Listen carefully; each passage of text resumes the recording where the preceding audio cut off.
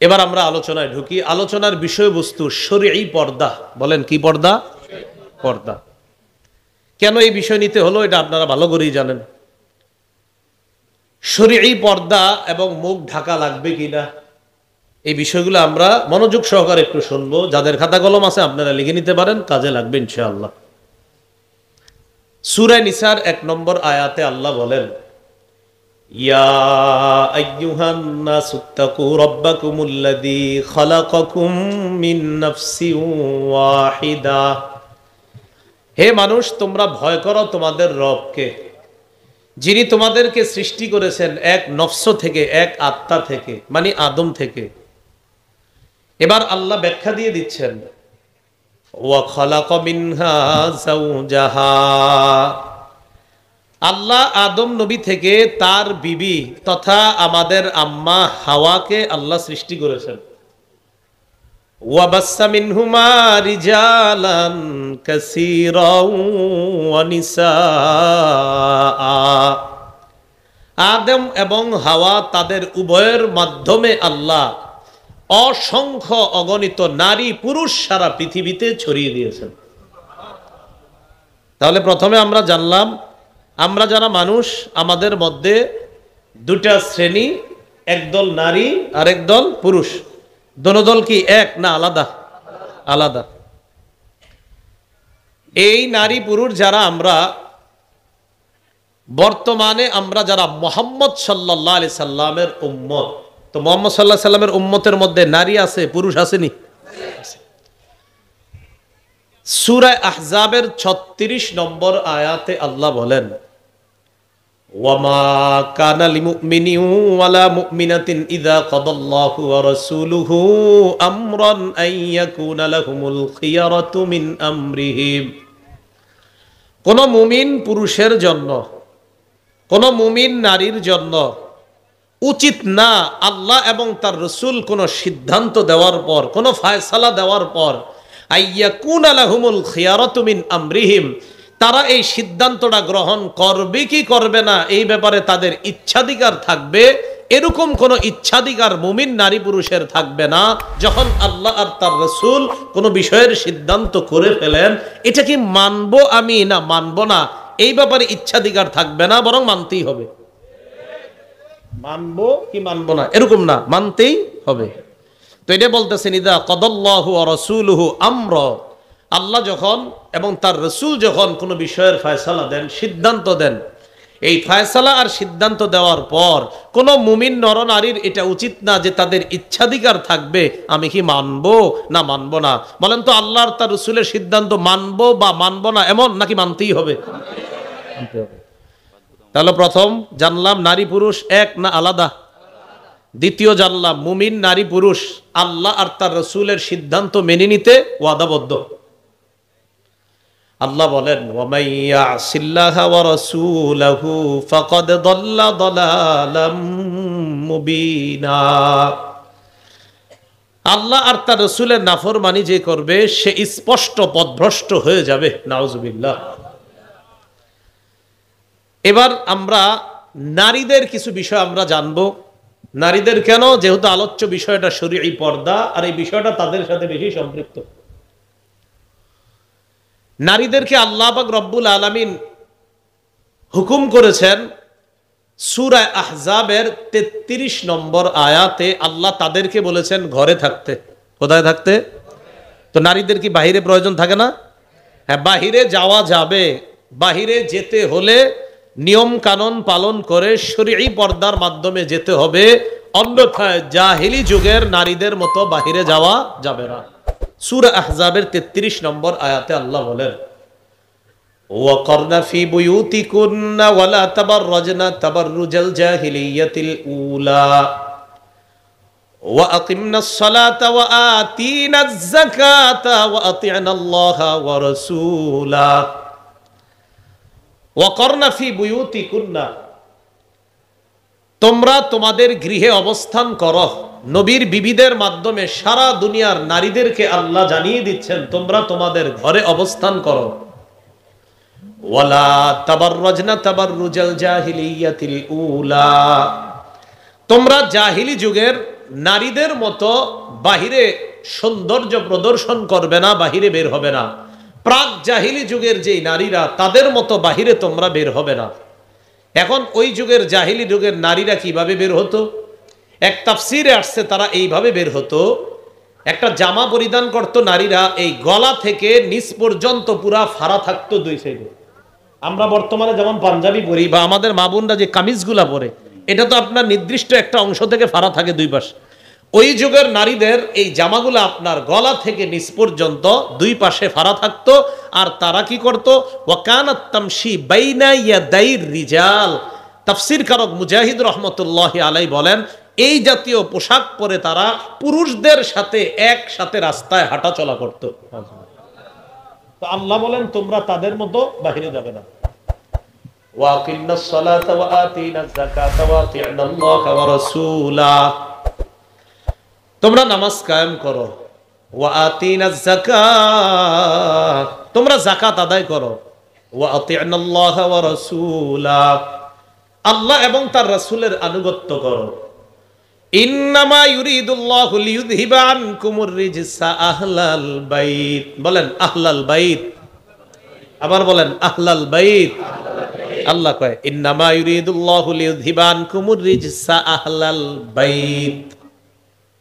হে আহলে বাইত, হে নবীর পরিবারের সদস্যবর্গ, হে নবীর বিবিগণ, আল্লাহ এই আহলে বাইতের মধ্যে নবীর বিবিগণকে বললেন। এখান থেকে বোঝা যায় আহলে বাইত শুধু হাসান হুসাইন আলী ফাতেমা তারা না, হাসান হুসাইন রাদিয়াল্লাহু আনহুমা তারাও আহলে বাইত, ফাতেমা রাদিয়াল্লাহু আনহা তিনিও আহলে বাইত, হযরত আলী তিনিও আহলে বাইত, নবীজির অন্যান্য নাতি নাতনি তারাও আহলে বাইত।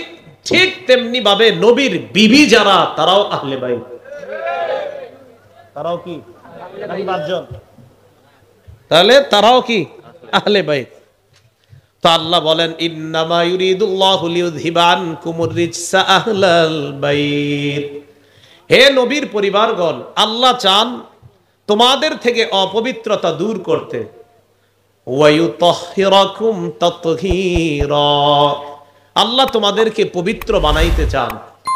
এখন এই আয়াতে আল্লাহ নারীদেরকে কোথায় অবস্থান করতে বলছে? ঘরে। বাহিরে যাওয়া যাবে না খারাপ পোশাক পরে, বাকি যাওয়া যাবে শালীন পোশাক পরে, পর্দার সহিত বাহিরে যাওয়া যাবে। আও কামা ক্বালা আলাইহিস সালাতু ওয়াস সালাম, আল্লাহুম্মা সাল্লি আলা মুহাম্মাদিন ওয়া আলা আলি মুহাম্মাদ কামা সাল্লাইতা আলা ইব্রাহিম ওয়া আলা আলি ইব্রাহিম ইন্নাকা হামিদুম মাজিদ। আল্লাহুম্মা বারিক আলা মুহাম্মাদিন ওয়া আলা আলি মুহাম্মাদ কামা বারাকতা আলা ইব্রাহিম ওয়া আলা আলি ইব্রাহিম ইন্নাকা হামিদুম মাজিদ। اللهم إني أعوذ بك من شر لساني وشر سمعي وشر بصري وشر مني। দশদোনা দক্ষিণ পাড়া যুব সমাজের উদ্যোগে 13তম ইসলামী মহাসম্মেলনের সম্মানিত প্রধান অতিথি বীর মুক্তিযোদ্ধা আলহাজ মোহাম্মদ সিরাজুল ইসলাম, সাবেক যুগ্ম সচিব, চেয়ারম্যান উপজেলা পরিষদ বাঞ্ছারামপুর ব্রাহ্মণবাড়িয়া, বিশেষ অতিথি আলহাজ মোহাম্মদ তফাজ্জল হোসেন, মেয়র বাঞ্ছারামপুর পৌরসভা ব্রাহ্মণবাড়িয়া। আজকে গুরুত্বপূর্ণ আলোচনা পেশ করেছেন প্রধান আকর্ষণ মুফতি নাসির উদ্দিন আনসারী দামাত বরকাতুহুমুল আলিয়া, এবং আরো গুরুত্বপূর্ণ আলোচনা পেশ করেছেন আমাদের দেশের শ্রদ্ধাভাজন আলেমে দ্বীন মুফতি আব্দুল মান্নান ওসমানী দামাত বরকাতুহুমুল আলিয়া। তারা দুজন নিঃসন্দেহে আমার চেয়ে অনেক দামি এবং গুরুত্বপূর্ণ আলোচনা পেশ করেছেন। যে কথাগুলো তারা আলোচনা করেছেন যেগুলো করণীয় সেগুলো আমল করা, যেগুলো বর্জনীয় সেগুলো আমরা যেন বর্জন করতে পারি। আল্লাহ তৌফিক দান করেন। আলোচনা শুরুর আগেই মনোযোগ দিয়ে কয়েকটি কথা আমরা শুনি। আমি নতুন ভাবে আলাদা করে নতুন কোনো মাহফিলে ওয়াদাবদ্ধ হচ্ছি না অনেক লম্বা সময় ধরে। দ্বিতীয় কথা, আর্থিক লেনদেন কারো সাথে কখনো করবেন না। কেউ যদি আমার নাম নিয়ে মোবাইলে টাকা চায় তাহলে বলবেন চলেন আপনি সহ যাই। খালি একটা জিনিস আপনারা অবলম্বন করলে কেউ ধোকা দিবে না, শুধু যদি টাকা চায় কখনো তাহলে আর দিবেন না, দেখবেন আপনারা আর জ্বালাবেও না। কিন্তু যদি টাকা দেন তাহলে প্রতারণার শিকার হবেন। শুধু একটা কাজ করবেন, টাকা দিবেন না। 1 বছর পরে আমি ইনশাল্লাহ নতুন মাহফিলের ঘোষণা দিব। 4, আগামীতে যে মাহফিলগুলো হবে সেগুলো আমার সামনে দাঁড়িয়ে আইডেন্টি কার্ড সহ আমার স্বাক্ষর নিয়ে মাহফিল নিতে হবে। আমি দেখতে হবে, চেহারা একদম দুজন সামনাসামনি এরকম হতে হবে সামনে থেকে। বলতে পারেন এটা কেন? এটা হলো যেন আপনাদের একটি পয়সাও কোনো কারণে কেউ যেন প্রতারণা করে আপনাদের পকেট থেকে কোনো পয়সা কেউ বের করতে না পারে। তো এই জন্য আপনারা খুব সতর্ক থাকবেন। শুধু একটা বিষয় এইগুলোর মধ্যে সতর্কতা অবলম্বন করবেন। কেউ যদি বলে যে আমি ওনার সাথে 7-8 বছর লেখাপড়া করছি, 17 বছর পড়ছি, আপনি বলবেন সব ঠিক আছে, মূল কথাটা বলেন। তখন বলবে কিছু টাকা দেন অগ্রিম, অথবা বলতে পারে যে সেই আরিফ বিন হাবিব আমারও বলছে ফোনে, এই আরিফ বিন হাবিব। তো এরকম আপনারা বলবে, বলার পরে আপনি শুধু টাকাটা যখন চাবে তখন আপনি বলবেন তো চলেন দুজনেই হুজুরের মসজিদে গিয়ে জুমা পড়ি। এটা বলতে পারবেন না ইনশাল্লাহ? সে খালি বলবে ঠিক আছে ঠিক আছে ঠিক আছে বলে আপনি আবার বিশ্বাস করে টাকা দিয়ে দিবেন না, কারণ সে জুমার দিন আপনার সাথে ভুলেও যাবে না, এটা নিশ্চিত থাকবেন আপনি। এমনও হতে পারে বলবে আমি এখন স্টেশনে আছি আসেন, এটাও আপনার একটা ধোঁকা হতে পারে যে আসলে লোকটা আইছে, তার মানে মনে বিশ্বস্ত। খবরদার, টাকা দিয়ে কোনোদিন বিশ্বাস করবেন না, মনে থাকবেন ইনশাআল্লাহ। এই কথাটা আপনারা এখানে যারা আছেন আরো 10 জনকে জানায় দিবেন। একজনে 10 জন করে জানাইলে হাজারো মানুষ উপকৃত হবে। আমার কিছু সরলতা আছে এই বিষয়গুলো কেন্দ্র করে, কেন জানি একটা দল আমারে নিয়ে খুব ষড়যন্ত্র আর চক্রান্তে আছে। সেই জন্য আমরা সবাই মিলে যদি একটু সতর্ক হই, আশা করি তাদের চক্রান্ত কোনো কাজ হবে না ইনশাআল্লাহ। তাহলে খালি একটা মনে রাখবেন, শুধু যদি টাকা চায়, বলতে পারে আমি আর আরিফ বিন হাবিব এক মায়ের পেটে একসাথে আমরা 2 বছর ছিলাম পেটের ভিতরে, এরকম যদি বলে, একটু বইলা টইলা শেষে বলবে কি কিছু টাকা দেন, ব্যাস, তাহলে বুঝবেন ঝামেলা আছে। সব শুইনা বলবেন ঠিক আছে। বলবে আমগো মাদ্রাসায় পড়াইছে 18 বছর, 10 বছর, 5 বছর, 3 বছর, বলবেন ঠিক আছে। তো এরপরে ওনারে আনতে হলে কি হবে? তো দেখবেন আপনারে বিভিন্ন কৌশলে হঠাৎ বলবে তো আসলে কিছু টাকা দিলে সুন্দর হয়, বাস তখনই বুঝবেন ঝামেলা আছে। যেই মাত্র টাকা চাইবে তখনই বুঝবেন সমস্যা আছে। তাহলে টাকা যদি চেয়ে বসে, বাস এর সাথে আর কোনো কথা বলা যাবে না। তা আর আপনাদেরকে কিভাবে বললে বুঝবেন? গত 3 দিন আগে যে কোনো এক জায়গায় মাহফিলেও বলছি কথাগুলো, এর পরের দিনও সে একজনের টাকা দিছে, ওই মাহফিলের এক শ্রোতা। তো পরে বললাম আমি না নিষেধ করলাম, হুজুর কেন জানি আমার কথা হের কথা বিশ্বাস হয়েছে, আবেগে দিয়ে দিছি।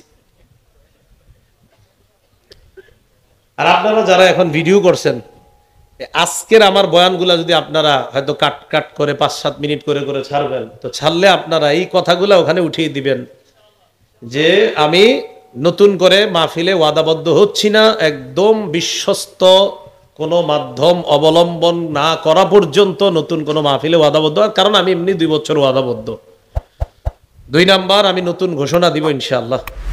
3 নাম্বার, আগামীর মাহফিলগুলো হবে খুব নিয়ম কানুন মেনটেন করে। কেমন মাহফিল হলে হবে, না হলে নাই, কিন্তু মানুষ যেন প্রতারণার শিকার না হয়, এজন্য আমার সামনে এসে একদম আমি দেখতে হবে আইডেন্টি কার্ড সহকারে।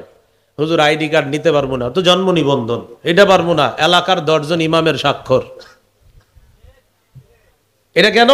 এটা হলো আমরা যদি এভাবে সতর্কতা অবলম্বন করি না, তাহলে আমাদের দেশের মানুষরা প্রতারণার শিকার থেকে বেঁচে যাবে ইনশাআল্লাহ। দ্বিতীয় কথা, মাহফিলগুলো আস্তে আস্তে বেশি রাত না করা। হুজুর এটা আবার কেমন কথা? এটা বুখারী শরীফের একটা হাদিস দিয়েই বলি কথাটা। সহিহ বুখারীর বর্ণনা 568 নম্বর হাদিস, 568 568। এই হাদিসের বর্ণনাকারী আবু বারজা রাদিয়াল্লাহু তাআলা আন তিনি বলেন, আন্না রাসূলুল্লাহ সাল্লাল্লাহু আলাইহি সাল্লাম কানা ইয়াকরাহুন নাওমা ক্বাবলাল ইশা ওয়াল হাদিসা বা'দাহা। রাসূলুল্লাহ সাল্লাল্লাহু আলাইহি সাল্লাম এশার নামাজের আগে ঘুমানো অপছন্দ করতেন আর এশার পর কথা বলা অপছন্দ করতেন। এশার আগে ঘুমানো অপছন্দ করতেন আর এশার পর কথা বলা অপছন্দ করে, যত তাড়াতাড়ি কথা শেষ করে ঘুমানো যায়, যেহেতু সামনে ফজরের নামাজ। এবার আমরা আলোচনায় ঢুকি। আলোচনার বিষয়বস্তু শরঈ পর্দা। বলেন কি পর্দা? পর্দা। কেন এই বিষয় নিতে হলো এটা আপনারা ভালো করেই জানেন। শরঈ পর্দা এবং মুখ ঢাকা লাগবে কিনা এই বিষয়গুলো আমরা মনোযোগ সহকারে একটু শুনবো। যাদের খাতা কলম আছে আপনারা লিখে নিতে পারেন, কাজে লাগবে ইনশাআল্লাহ। সূরা নিসার 1 নম্বর আয়াতে আল্লাহ বলেন, ইয়া আইয়ুহান নাসুত্তাকু রাব্বাকুমুল্লাযী খালাকাকুম মিন নাফসিন ওয়াহিদা। হে মানুষ, তোমরা ভয় করো তোমাদের রবকে, যিনি তোমাদেরকে সৃষ্টি করেছেন এক নফস থেকে, এক আত্মা থেকে, মানে আদম থেকে। এবার আল্লাহ ব্যাখ্যা দিয়ে দিচ্ছেন, ওয়া খালাকা মিনহা যাওজাহা। আল্লাহ আদম নবী থেকে তার বিবি তথা আমাদের আম্মা হাওয়াকে আল্লাহ সৃষ্টি করেছেন। ওয়া বাসসা মিনহুমা রিজালান কাসীরাও ওয়া নিসাআ।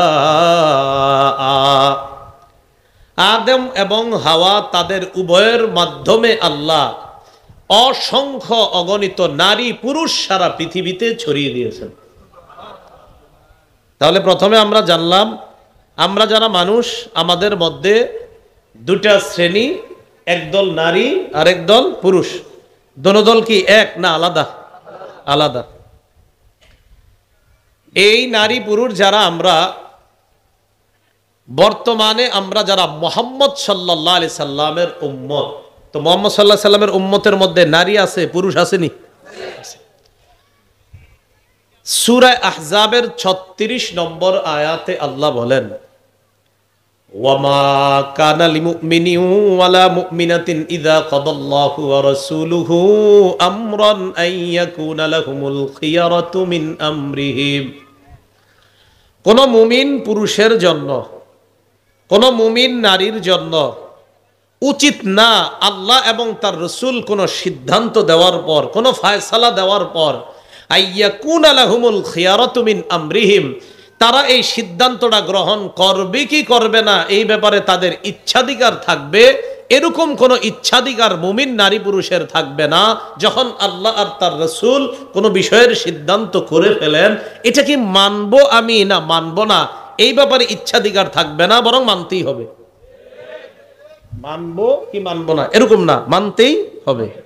তো এটা বলতেছেন, ইদা কাদাল্লাহু ওয়া রাসূলুহু আমরা, আল্লাহ যখন এবং তার রাসূল যখন কোনো বিষয়ের ফয়সালা দেন, সিদ্ধান্ত দেন, এই ফয়সালা আর সিদ্ধান্ত দেওয়ার পর কোন মুমিন নরনারীর এটা উচিত না যে তাদের ইচ্ছাধিকার থাকবে আমি কি মানবো না মানবো না। বলেন তো, আল্লাহর তার রাসূলের সিদ্ধান্ত মানবো বা মানবো না এমন, নাকি মানতেই হবে?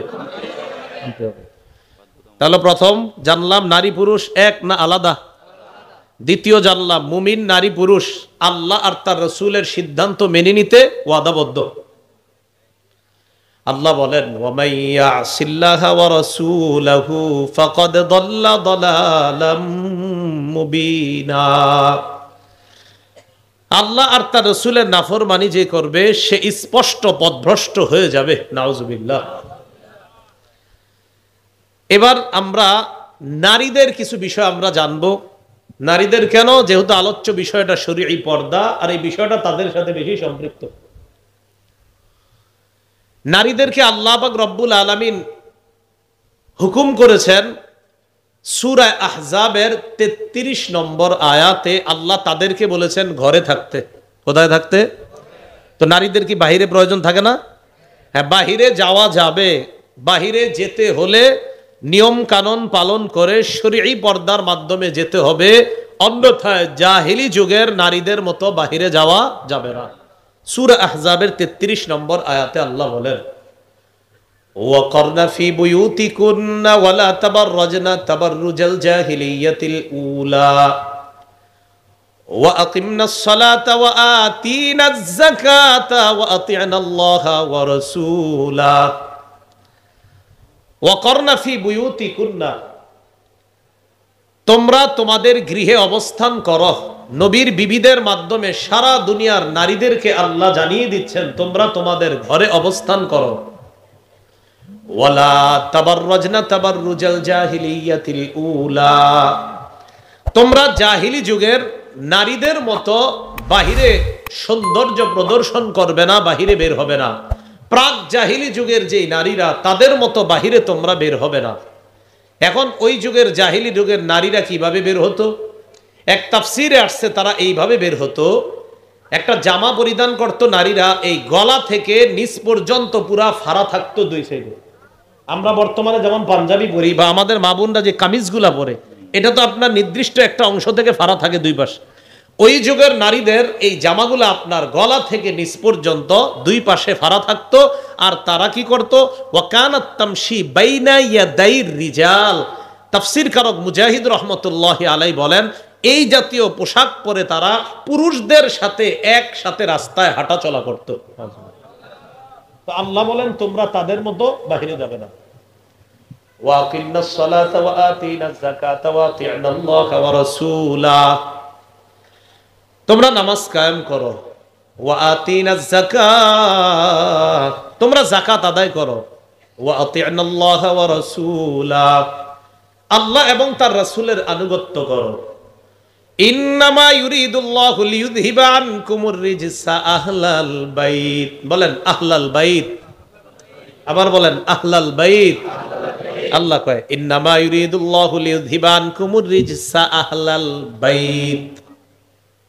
হে আহলে বাইত, হে নবীর পরিবারের সদস্যবর্গ, হে নবীর বিবিগণ। আল্লাহ এই আহলে বাইতের মধ্যে নবীর বিবিগণকে বললেন। এখান থেকে বোঝা যায় আহলে বাইত শুধু হাসান হুসাইন আলী ফাতেমা তারা না, হাসান হুসাইন রাদিয়াল্লাহু আনহুমা তারাও আহলে বাইত, ফাতেমা রাদিয়াল্লাহু আনহা তিনিও আহলে বাইত, হযরত আলী তিনিও আহলে বাইত, নবীজির অন্যান্য নাতি নাতনি তারাও আহলে বাইত।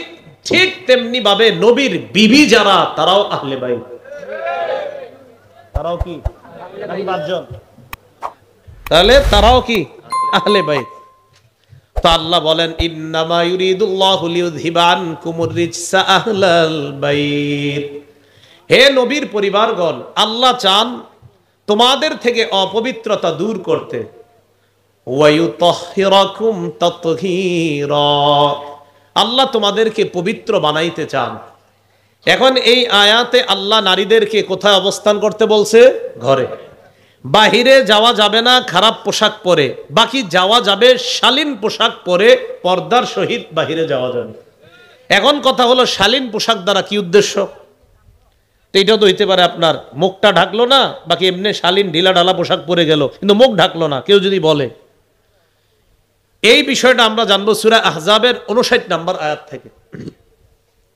সূরা আহজাবের 59 নম্বর আয়াতে আল্লাহ পাক রব্বুল আলামিন বলেন, ইয়া আইয়ুহান নাবিয়্যু কুল লিআজওয়াজিকা ওয়া বানাতিকা ওয়া নিসাইল মুমিনিনা ইউদিনিনা আলাইহিন্না মিন জালাবিবিহিন্না।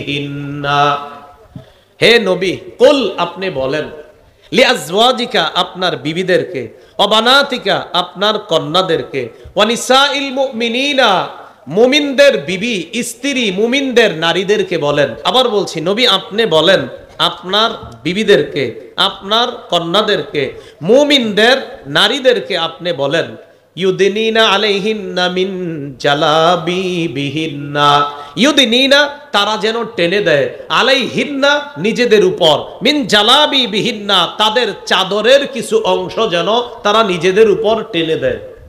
তো চাদর টেনে দিলে চেহারা ঢাকবো এই কথা তো নাই, কথা বুঝেন? আল্লাহ বলছে নবী আপনি বলেন আপনার স্ত্রীদেরকে, আপনার কন্যাদেরকে, মুমিনদের নারীদেরকে বলেন, ইউদিনিনা তারা যেন টেনে দেয়, আলাইহিন্না নিজেদের উপর, মিন জালাবিবিহিন্না চাদরের কিছু অংশ। এখন চাদরের কিছু অংশ আল্লাহ টানতে বলছেন, কোথায় টানবে এটা আল্লাহ এখানে বলেন না স্পষ্ট। এখন আমরা ব্যাখ্যা দেখব।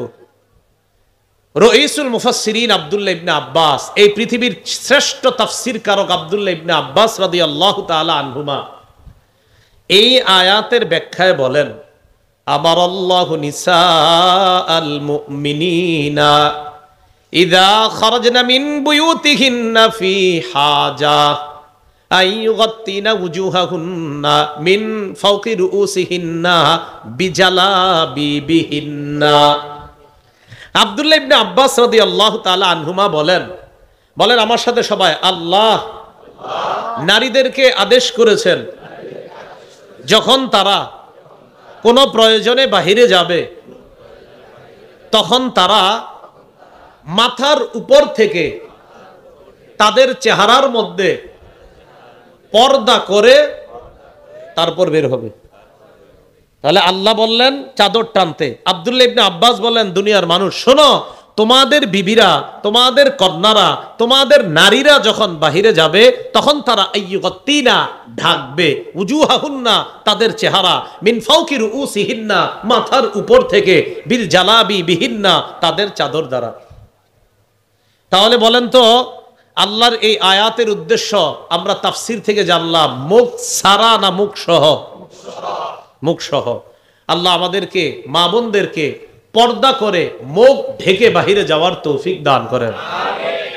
এখন মুখ ঢাকলে, পর্দা করে বাহিরে গেলে ফায়দা কি?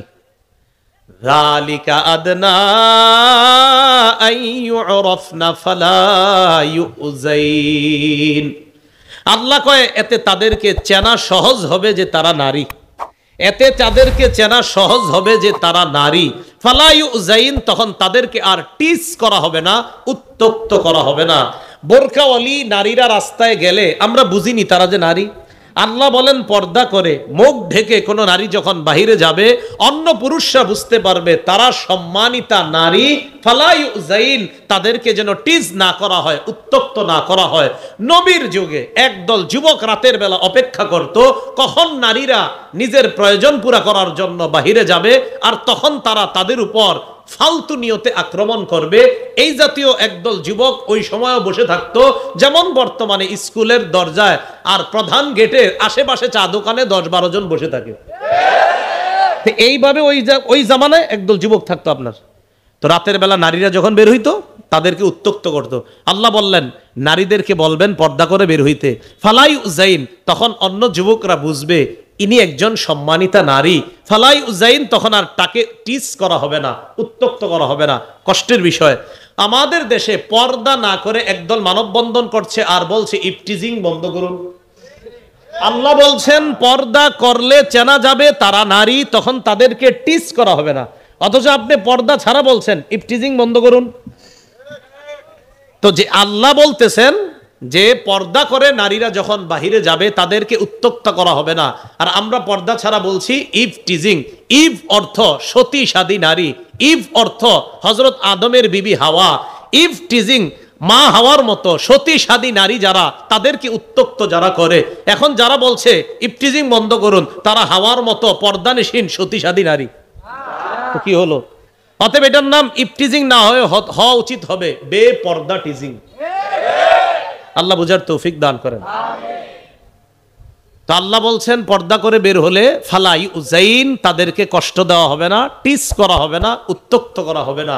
এই আয়াতটা আমাদের দেশের দাবিদার সুশীল সমাজকে বোঝার তৌফিক দান করেন। কি সমাজ?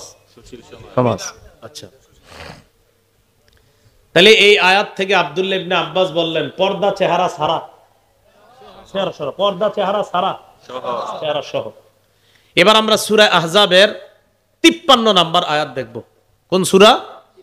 সূরা আহজাব আয়াত নাম্বার 53। সূরা আহজাবের 53 নাম্বার আয়াতে আল্লাহ পাক রব্বুল আলামিন বলেন, না এটা লাগবে না, আপনার রুমালটা লাগবে।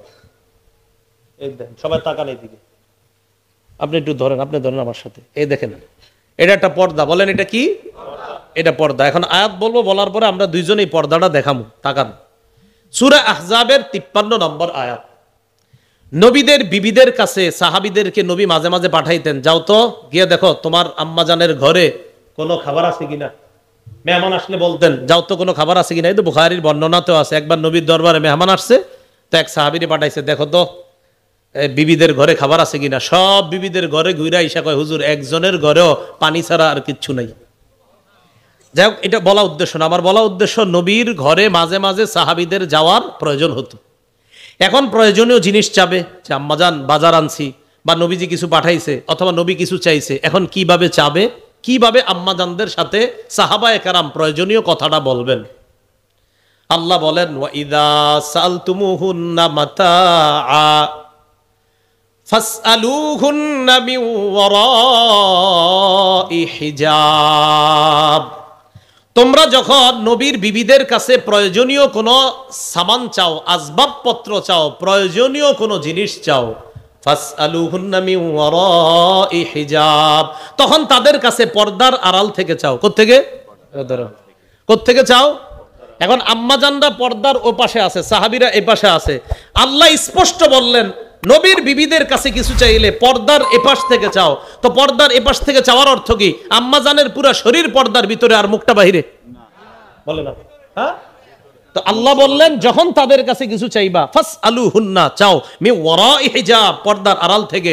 আপনারাই বলেন, আলেম ছাড়া অন্যরা বলেন, আলেমরা সহজে বুঝবে। আম্মাজানদের কাছে পর্দার আড়াল থেকে আল্লাহ বললেন চাইতে কিছু, এর মানে কি? আম্মাজানের পুরা শরীর ঘরে আর মুখটা বাহিরে। তাহলে মুখ পর্দা করা লাগবে নি? আচ্ছা, তো এই আয়াত থেকেও আমরা জানলাম যে মুখ এটা পর্দার অন্তর্ভুক্ত। এবার আমরা সূরা নূরের 31 নম্বর আয়াত জানবো। এই 31 নম্বর আয়াতের 3টা অংশ জানবো আমরা, মনোযোগ দিয়ে শুনি আমরা। আল্লাহ পাক রব্বুল আলামিন বলেন, ওয়াকুল্লিল মুমিনাতি ইয়াগুদুদনা মিন আবসারিহিন্না ওয়া ইয়াহফাজনা ফুরুজাহুন্না ওয়া লা ইউবদিনা যিনাতাহুন্না। আমাদের অনেক যুবক ভাইয়েরা আছেন, আপনারা একটু মন দিয়ে শুনে, আপনাদেরকে অনেকে বুঝাবে যে চেহারা ঢাকতে হবে না, কিন্তু মাসালাগুলো মনে রাখেন। আল্লাহ বলেন, ওয়াকুল্লিল মুমিনাতি ইয়াগুদুদনা মিন আবসারিহিন্না, নবী আপনি মুমিন নারীদেরকে বলেন, ইয়াগুদুদনা মিন আবসারিহিন্না, তারা যেন তাদের দৃষ্টি অবনত রাখে, ওয়া ইয়াহফাজনা ফুরুজাহুন্না, তারা যেন তাদের লজ্জাস্থান হেফাজত করে, ওয়ালা ইউবদিনা যিনাতাহুন্না ইল্লা মা যাহারা মিনহা, আর তারা যেন তাদের সৌন্দর্য প্রদর্শন না করে। নবী আপনি মুমিন নারীদেরকে বলেন, তারা যেন দৃষ্টি সংযত রাখে, অবনত রাখে, নিচে রাখে। 2, তারা যেন ওয়াহফাজনা ফুরুজাহুন্না, তাদের লজ্জাস্থান হেফাজত করে। 3, ওয়ালা ইউবদিনা যিনাতাহুন্না, তারা যেন তাদের সৌন্দর্য প্রকাশ না করে, ইল্লা মা যাহারা মিনহা, হ্যাঁ যা প্রকাশ হয়ে যায় সেটা ছাড়া আর কোনো অঙ্গ প্রকাশ করবে না। কি হয়ে যায় এটা আবার কি? আল্লাহ বলছেন তারা তাদের সৌন্দর্য প্রকাশ করবে না, তবে যা এমনি প্রকাশ হয়ে যায় সেটা ভিন্ন কথা। এখন এই ব্যাখ্যা কি আমগো যুগের কারো কাছ থেকে নেবেন না সাহাবীদের থেকে? আব্দুল্লাহ ইবনে মাসউদ রাদিয়াল্লাহু তাআলা আন ইল্লা মা যাহারার ব্যাখ্যা করেন। কোন আব্দুল্লাহ ইবনে মাসউদ? যার ব্যাপারে রাসূল বলেন, শোনো তোমরা, আল্লাহ কোরআন নাজিল করছে, জানতে চাও কিভাবে? আমার ইবনে মাসউদ যেভাবে কোরআন পড়ে ঠিক এমনি আল্লাহ কোরআনটা নাজিল করছে। এই আব্দুল্লাহ ইবনে মাসউদ কোরআনের ব্যাখ্যা করতেছেন কি, ইল্লা মা যাহারা মিনহা দ্বারা উদ্দেশ্য হলো নারী পর্দা করার পর, আলাদা একটা চাদর পরার পর, তার যে চাদরের ভিতরে একটা কাপড় থাকবে, ওই কাপড়ের কোনো অংশ যদি প্রকাশ হয়ে যায় এটা সমস্যা নাই। বুঝেন নাই? নারী পর্দা করবে আলাদা, পর্দা করার পর, বোরকা পরার পর, হিজাব পরার পর, অথবা ওই যুগে আলাদা চাদর পরার পর যদি কোনো কাপড়ের অংশ বের হয়ে যায় এটা সমস্যা নাই। ইবনে মাসউদ বলেন এমনিতেই বের হওয়া দ্বারা উদ্দেশ্য হলো নারীর শারীরিক কোনো সৌন্দর্য না, বরং নারীর শরীরের কাপড় উদ্দেশ্য।